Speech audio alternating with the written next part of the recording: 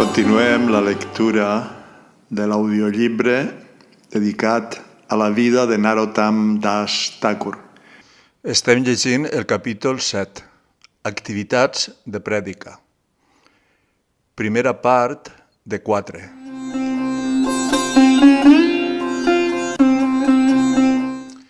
Harinama i Ramakrishna. Un dia, mentre Narottam i Ramachandra caminaven per un camí ombriu cap al Padmavati per a banyar-se, es van fixar en dos joves bràhmanes que pasturaven cabres, ovelles i búfals. «Mira, quins xics tan encantadors!», va murmurar Ramachandra a Narottam. «Estaran portant eixos animals per a sacrificar-los a la deessa Durga. Quina pena que xics tan agraciats estiguen malgastant les seues vides adorant a Devi». Narottam va assentir solemnement. De sobte se li va ocórrer una idea. Va accelerar el pas i va dir: «Anem a parlar amb ells». Mentre s'acostaven els xics, Narottam va aminorar la marxa i va començar a parlar-li a Ramachandra en veu alta. «Com pot la gent ser tan irracional com per a perdre el seu temps adorant els semideus? El Senyor Suprem Krishna explica clarament Yantideva Vratadevan. L'adoració als semideus és per als menys intel·ligents. Les persones que no entenen l'objectiu de la vida espiritual adoren els semideus amb l'esperança de rebre a canvi un benefici material. Si bé és cert que poden aconseguir alguna recompensa insignificant i temporal per la seva adoració, mai frenaran el cicle del naixement i el mort repetits. Tampoc provaran el nèctar etern del servei devocional pur al Senyor Suprem. Ramachandra li va seguir el joc i, parlant encara més alt, va afegir: «Sí, és lamentable. I per empitjorar les coses, molts adoradors de semideus s'emboliquen en el sacrifici d'animals. El poder enganyós de Maya és tan fort que realment arriben a creure que estan realitzant actes religiosos meritoris en oferir als semideus la carn sagnant d'animals innocents. No obstant això, en lloc de tornar-se piadosos, simplement acumulen reaccions pecaminoses i han de patir vida rere vida». Al cap de tot just uns instants, era obvi que la seva conversa havia captat l'atenció dels dos xics. Narottam va poder veure que escoltaven atentament i que a poc s'acostaven per a sentir amb més claretat. Amb un lleu somriure, Narottam va continuar. «Algunes persones pensen que el sacrifici d'animals és convenient perquè sembla estar aprovat en algunes parts dels Vedes. Però els sacrificis d'animals realitzats en l'època vèdica no es feien per a matar animals. Eren per a provar l'eficàcia dels mantres vèdics.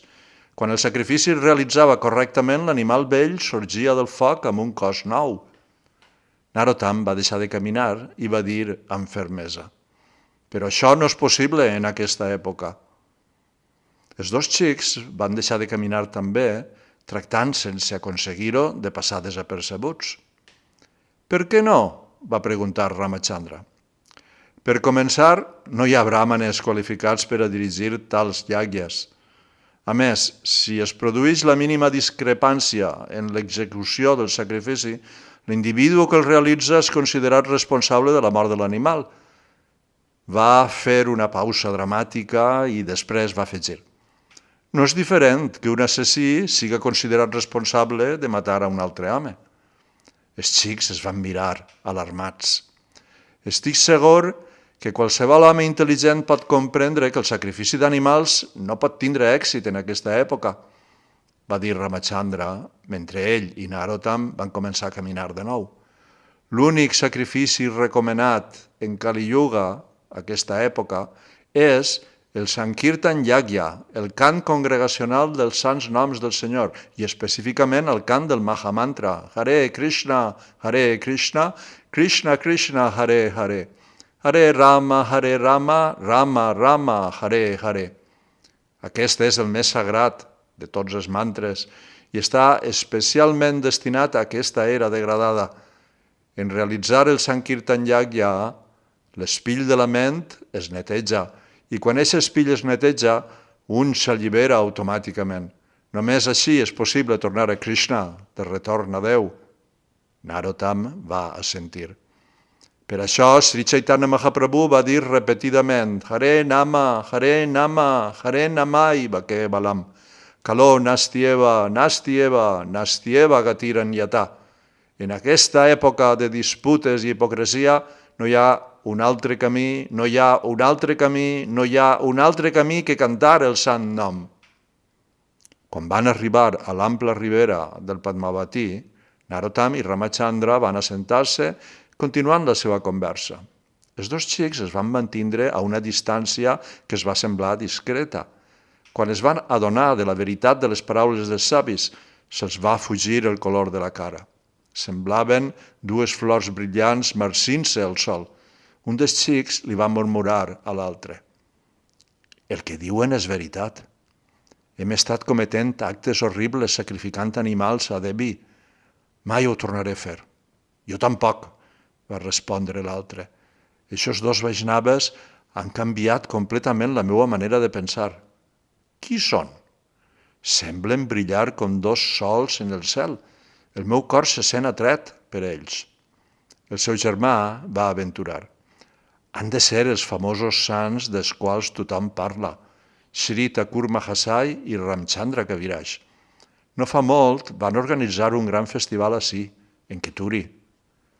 Si és així, va respondre l'altre jove, és una gran sort conèixer-los. Crec que haurien de buscar la seva protecció perquè ens perdonen els pecats que hem comès. Els dos xics, els rostres dels quals reflectien els seus sentiments de culpa, van caminar tímidament fins a la vora del riu i es van prostrar als peus de Narottam i Ramachandra. Després d'assentar-se, un dels xics va suplicar amb les palmes juntes. Per favor, salven-nos. La nostra vida ha sigut pecaminosa, però vostès ens han donat una nova visió. Per favor, lliuren-nos, va suplicar l'altre. En cas contrari, estem condemnats. Commogut per la seva humilitat, Narottam va preguntar. Qui sou? D'on veniu?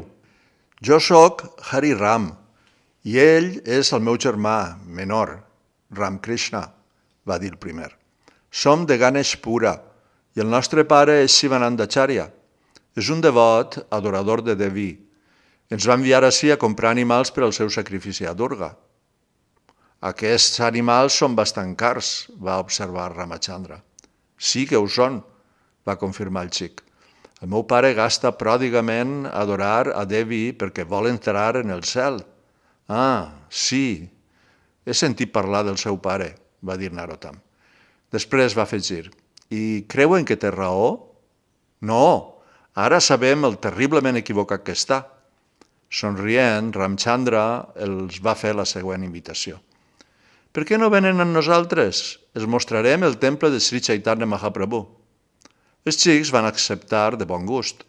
Hari Ram va deslligar els corretjams dels animals i es va alliberar.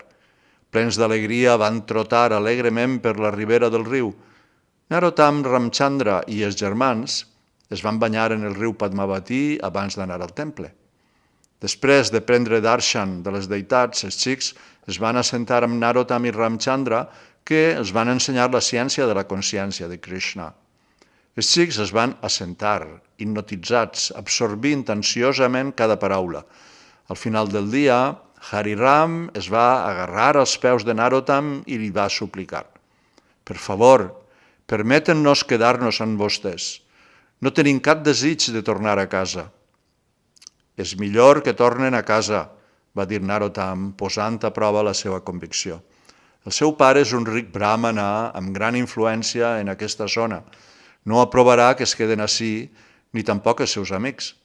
Han pensat en això? Si obtenim la seva misericòrdia, no necessitarem res del nostre pare ni de la societat, va dir Ram Krishna. Per favor, deixen-nos quedar-nos amb vostès. Narottam va cedir amb un somriure i els xics es van traslladar al seu ashram. 10 dies van passar ràpidament. Hariram i Ramkrishna se sentien profundament inspirats per l'animat ambient del temple, ple de melodioses kirtanas que vibraven les 24 hores del dia i pels freqüents discursos sobre el Srimad Bhagavatam i el Chaitanya Charitamrita.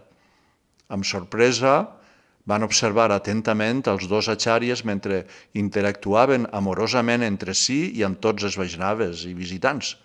Estaven sorpresos de veure la profunda immersió de Narottam Thakur en l'adoració de les seues estimades deïtats, supervisant diàriament cada aspecte de l'adoració, assegurant-se especialment que la cuina fora sempre excel·lent.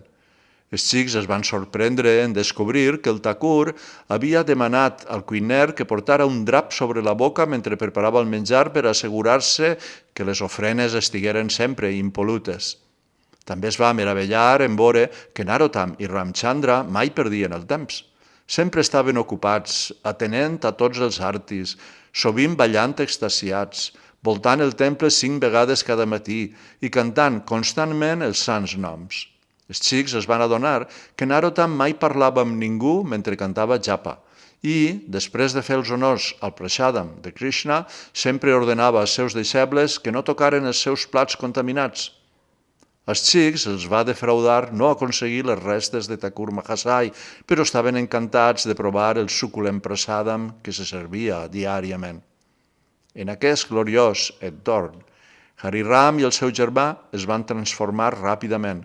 Ara eren devots eufòrics que abraçaven plenament la filosofia i les pràctiques Vaishnava gaudia.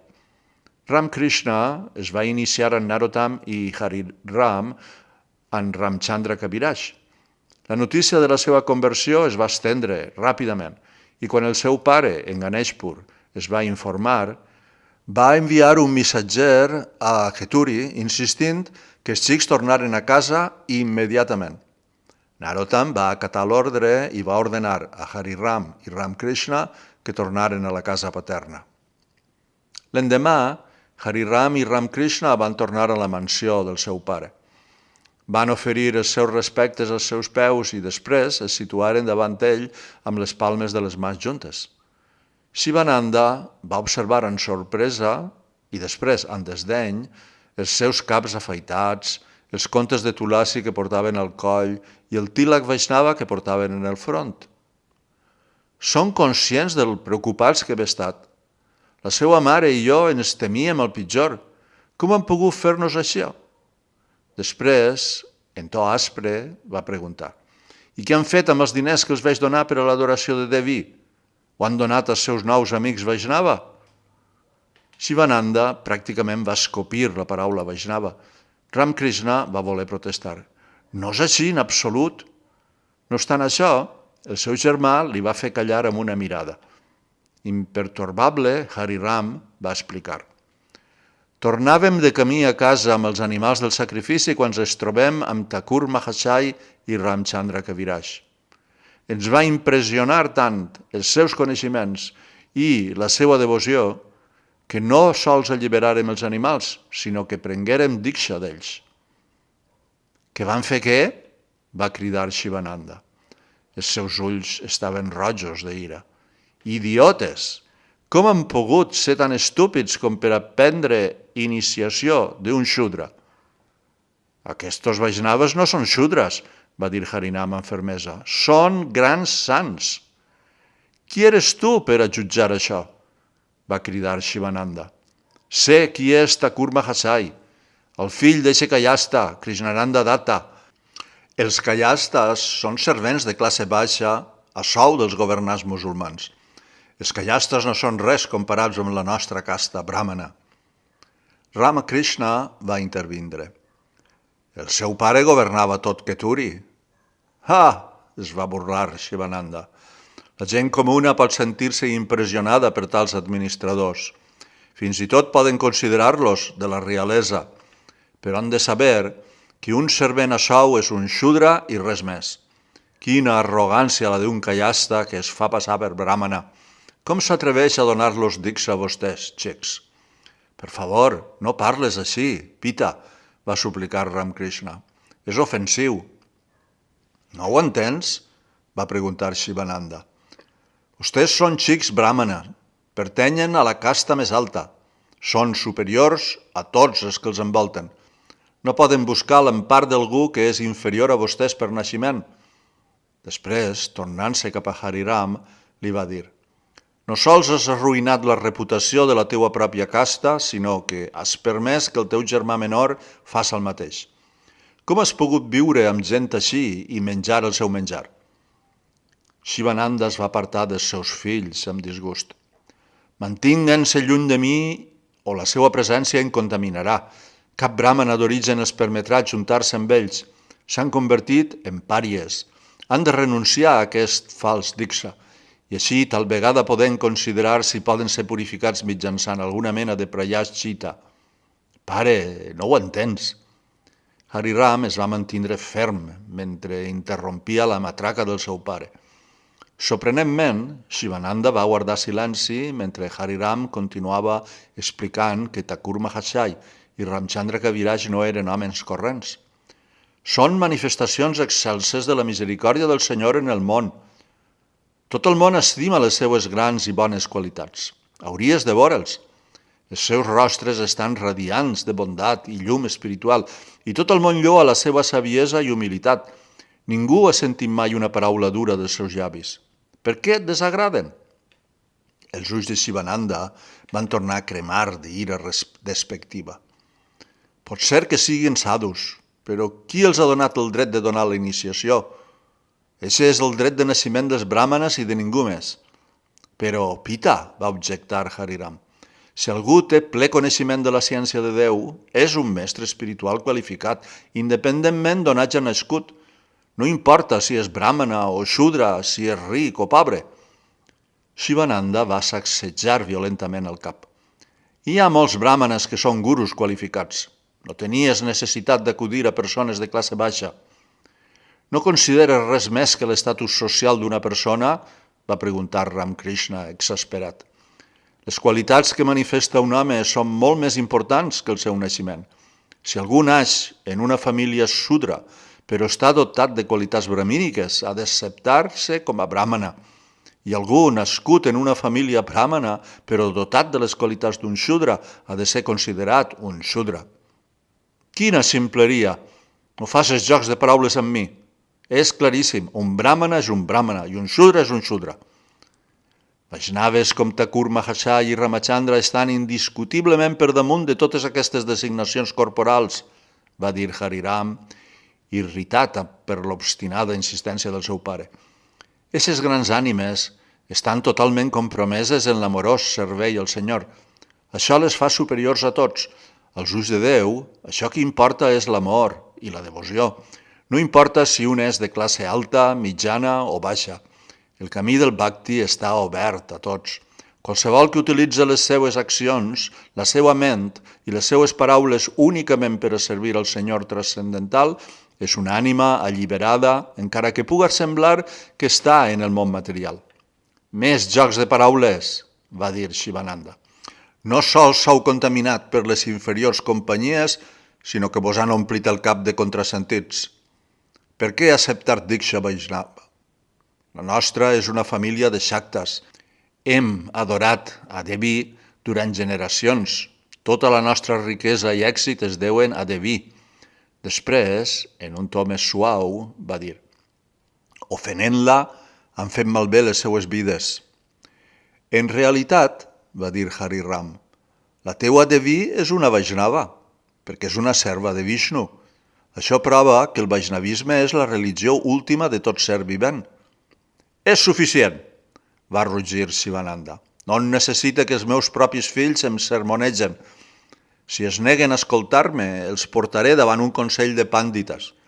Ells els convenceran que abandonen aquesta falsa iniciació. Que vinguen els pàndites, va dir Hariram audaçment. Si poden vèncer-nos mitjançant el Shastra, renunciarem al Vaishnavisme i realitzarem qualsevol penitència purificatòria que es recomanen. Decidit a reformar els seus fills, Shivananda va convidar a molts bràhmanes de tota la regió per a derrotar-los. Amb el cap ben afeitat i les intrèpides marques verticals de Tilak en el cos, Hariram i Ramakrishna Es van assentar com a lleons orgullosos davant el consell de savis pàndits. Amb el rostre brillant i alerta, tenien entre els seus dits els contes del rosari i cantaven en veu baixa mentre esperaven que començara el consell. El pàndit més vell va parlar amb severitat. El seu pare està preocupat per vostès. Ens ha dit que s'han confós a causa de les males companyies. Així que hem vingut ací per ajudar-los a resoldre el seu dilema espiritual. Després, en un to més amistós, va afegir: sempre han sigut bons xics i venen d'una bona família. Estic segur que tot quedarà clar una vegada que aquest venerable consell de pàndits els hagi mostrat l'error de les seues decisions. Tots dos xics van somriure sincerament al pàndit. Sempre estem desitjosos d'augmentar la nostra comprensió dels temes espirituals, va dir Hari Ram. Bé, aquest va ser un començament encoratjador, va pensar el pàndit. Llavors m'agradaria explicar-los algunes coses de les escriptures. L'ancià pàndit es va llançar a una llarga dissertació citant un vers i un altre, decidit a redreçar el rumb dels xics. Els altres pàndits del consell assentien amb el cap mentre el seu col·lega explicava detalladament la insensatesa d'acceptar la iniciació de persones de castes inferiors.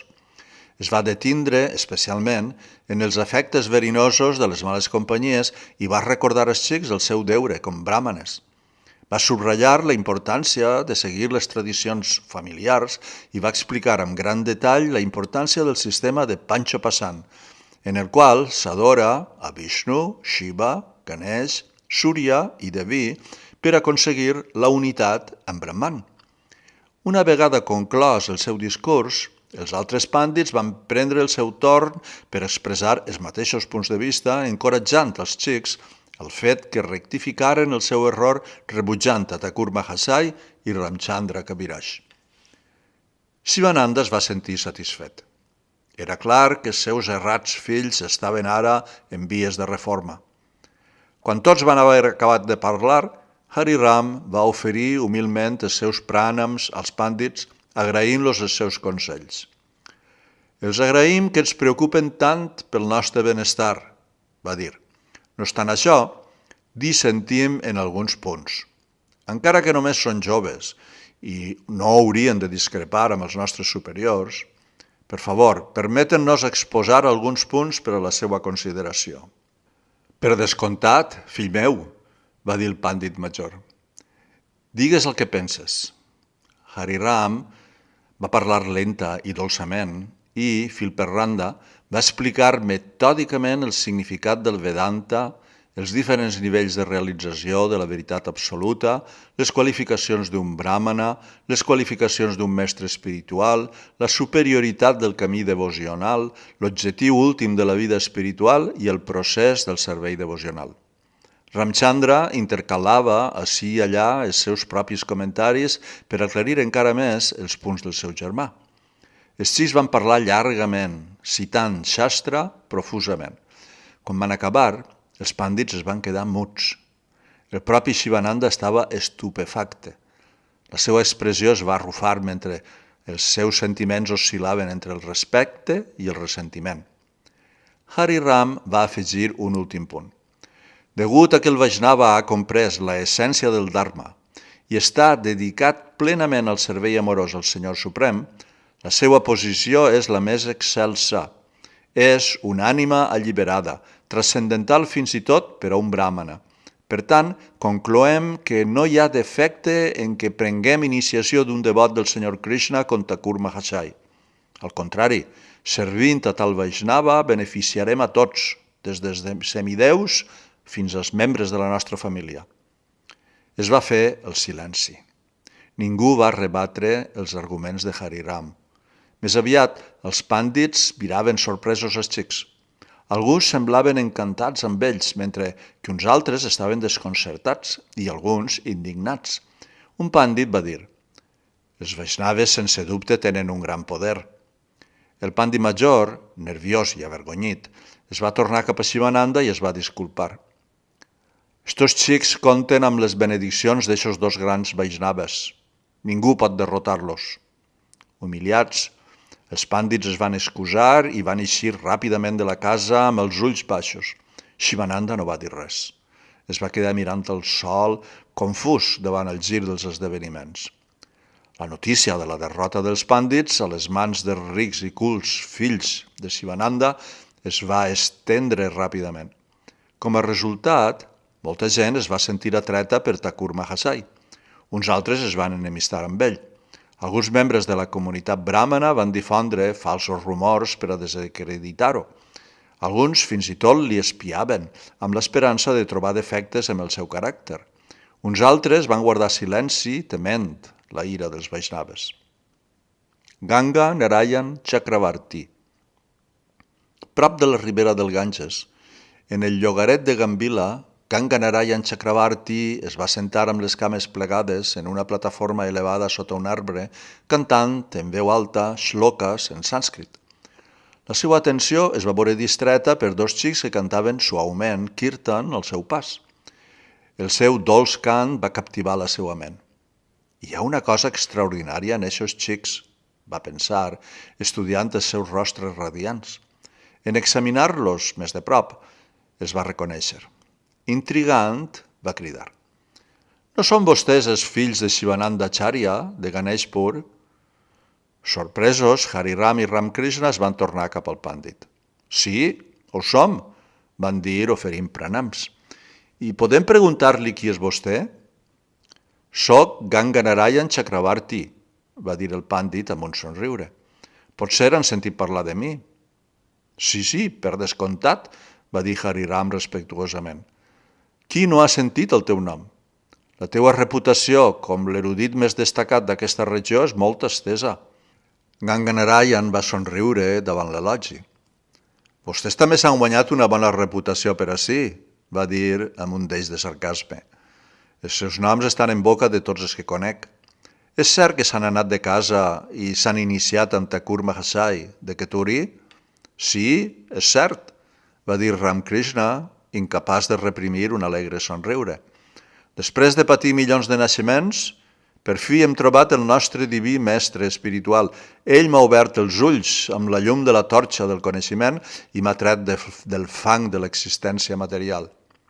Ganga Narayan va desaprovar. És admirable que aspires a alliberar-te de l'esclavitud material, va dir amb to condescendent, però només pots aconseguir-ho complint estrictament els teus deures brahmànics, no faltant el respecte al teu pare, ni buscant refugi en xudres. El teu comportament és inacceptable. Va en contra de totes les convencions religioses. Acostumats ja a tals desafiaments, Hariram i Ramkrishna es van mantindre impertorbables i immediatament es van llançar a defensar la seva posició. Llàgrimes de felicitat brollaven dels seus ulls mentre descrivien les magnànimes qualitats dels seus mestres espirituals i les glòries del servei devocional a Krishna. Al principi, Ganga Narayan va intentar rebatre les seues afirmacions, però no va tardar a comprendre que era inútil discutir amb aquells xics. La seva filosofia era sòlida, la seva fe indestructible i el seu entusiasme il·limitat. Quedant-se callat, Ganga Narayan va començar a escoltar, en lloc de desafiar. Què els haurà passat a aquests xics? Els seus rostres brillen com a focs de sacrifici i els seus resplendents ulls reflecteixen el seu cor pur. És increïble com transmeten pensaments profuns amb veus tan dolces i el seu ús del llenguatge és exquisit. Encara que mantenia una façana estoica, Ganga Narayan es va descobrir admirant el secret als xics. Què haurà fet Thakur Mahasai perquè brillen així? Es va preguntar. Estan desbordats d'amor per ell. L'intercanvi va ser totalment desorientador per a Ganga Narayan i va començar a preguntar-se si tal vegada havia jutjat malament el famós Narottam Thakur. Desitjós de saber més sobre els xics i de la filosofia bhakti que estaven exposant tan hàbilment, va interrompre a Hariram. Per què no veniu a la meva casa? Allí podem continuar la nostra conversa. Els xics van acceptar i Ganga Narayan els va acompanyar a casa. Allí el pàndit els va oferir cadires còmodes i alguna cosa de pressada. Després de llevar-se les mans i la boca, el trio va reprendre el diàleg. De nou, Hariram i Ramakrishna van descriure la grandesa de Thakur Mahasaya i Ramchandra Kaviraj i el que havien après estudiant les escritures del Bhakti sota la seva guia. La conversa va continuar fins a ben entrada la nit i l'orgull de Ganga Narayan va anar disminuint gradualment. El seu cor va canviar. No puc discutir res del que diuen estos joves devots. Això el va sorprendre. Certament estan molt més avançats en comprensió espiritual que jo i són tan feliços, tan plens d'amor, simplement no puc entendre el seu estat emocional. L'amor més gran que he conegut en aquest món és per la meva filla, però parlar d'ella no em produeix el tipus de felicitat que veig en aquests xics. Incapaç de mantindre el seu aire de superioritat, Ganga Narayan va expressar, finalment, la seva confusió. «Fills meus», va dir, «és clar que han aconseguit grans altures en la seva comprensió espiritual i que la pràctica del Bhakti és un camí de goig. No sé si alegrar-me o plorar per això. Sempre m'ha considerat un mestre erudit, però davant vostès em sent ignorant. En tots els dies de la meva vida no he provat ni una mil·lèsima part de la felicitat que veig en vosaltres. De què serveix llavors tot el que he après? Després d'estudiar centenars d'escriptures i fer-me passar per un elevat espiritualista, mai he plorat ni una sola llàgrima d'èxtasi». En la veu entretallada per l'emoció, Ganga Narayan va preguntar: «Per què? Per què el meu cor està tan buit? Per què he fracassat tan miserablement? Sempre he seguit el meu dharma explícitament, adherit-me estrictament a totes les regles i regulacions de la vida brahmànica».